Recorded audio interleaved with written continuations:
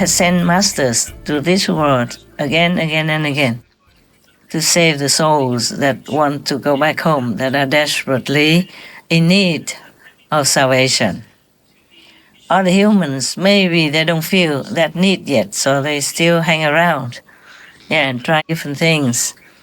Some things are good for them, some things are bad for them. And the masters have to always come down, suffer with them, rescue them, help them, uplift them, but sometimes die in their hands. Sadly, you know that. And because after we eliminated the fighting world, the loving world became liberated. Because before that, the fighting world was not just fighting with each other, but sometimes they got together and disturbed the other world around them. And they were oppressing the loving world very, very much, that they call for help. Because they are not born to fight, you see? They are loving entities, loving beings. So they cannot fight, they don't know how. So it's easier for the fighting world to oppress them and abuse them. Finally, in desperation, they call for help. So we came and saved them, freed them. When they were freed, they all came and say, love from your loving world. I never thought any words mine anyway, but they feel like now that I own them, or they own me something. So they say, love from your loving world. At first I was taken aback. I said, your loving world? My loving world? They say, yes, yes, we are yours. We are yours, you know. They were cheering like that. It sounds easy to win, but it was a very, very fierce battle, you know. Even though in the astral world, meaning in the invisible world, apart from this world, only in this world we can see, we can hear, we can touch. If any beings don't have the human body like the humans here have, then it's easier to take care of.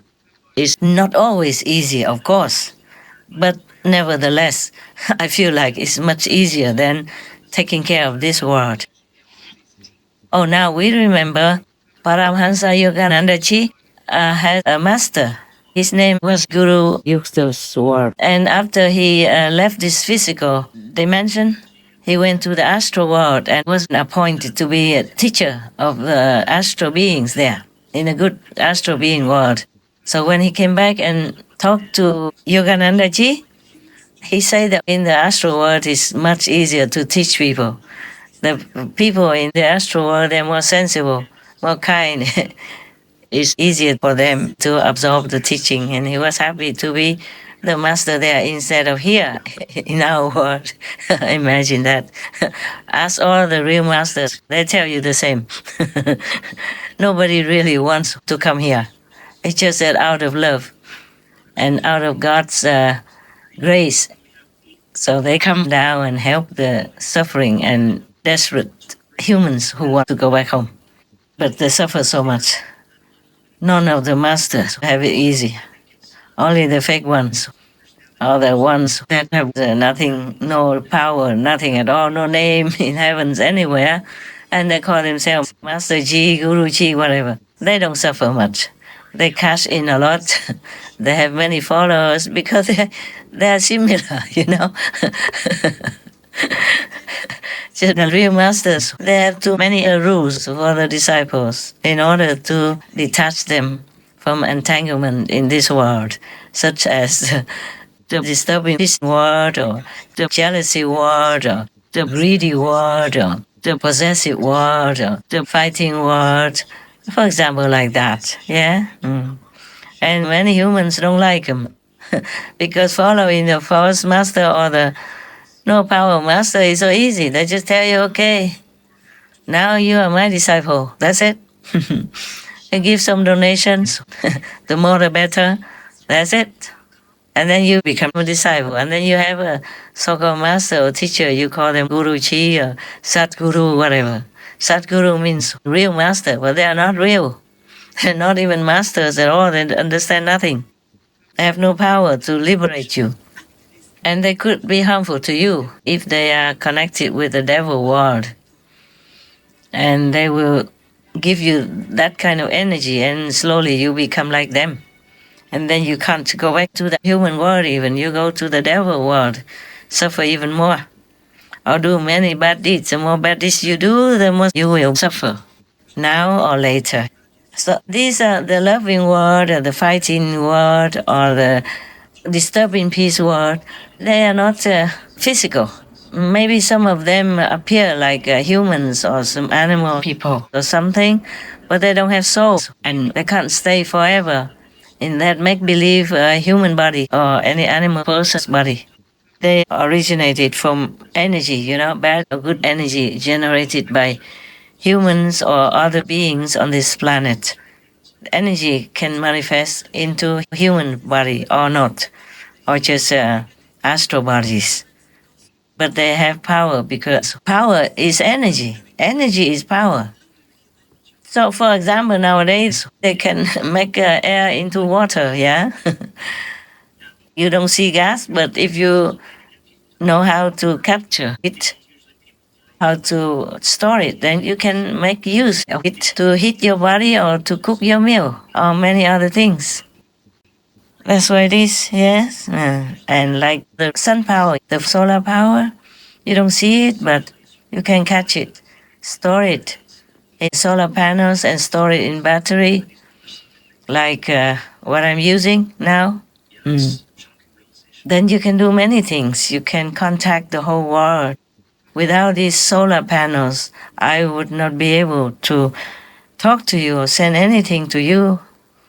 I could not even do any work for Supreme Master Television behind the scenes.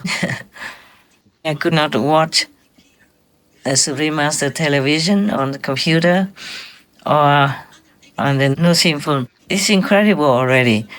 Just the device as big as your palm only. And you could even catch, television from thousands or hundreds of thousands of miles away over the mountains, rivers, and oceans. You can talk to your friends or relatives, loved ones from the other end of the planet, or even to the moon, or soon, perhaps, to Mars people. Or to Mars location, yeah. Long time ago, I talked to you about that, about Mars situation, yes. At that time, I was thinking whether any of you believed what I was telling you.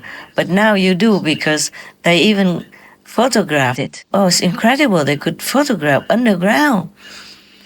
Even though they couldn't go underground in planet Mars, they still took some pictures, and it looks like there were cities down there, just the way I told you.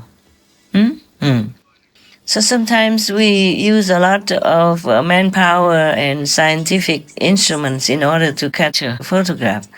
But if you practice the quantum method that I have taught you, you can see it from, you don't even need a UFO to go there and look. You can see it from your bedroom, or from the back of your yard, or from your attic, or from the tent. This is a power that humans have. All humans have it. All humans with soul have it. But they just forgot how to retrieve it. That's a pitiful thing. They are like gazillionaires. But comparably speaking, they're just like beggars on the street.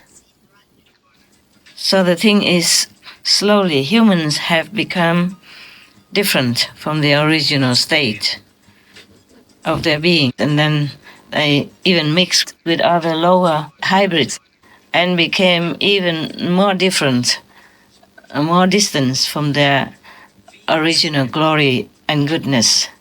And thus they create bad vibes, bad energy, bad happenings in their own environment and suffer.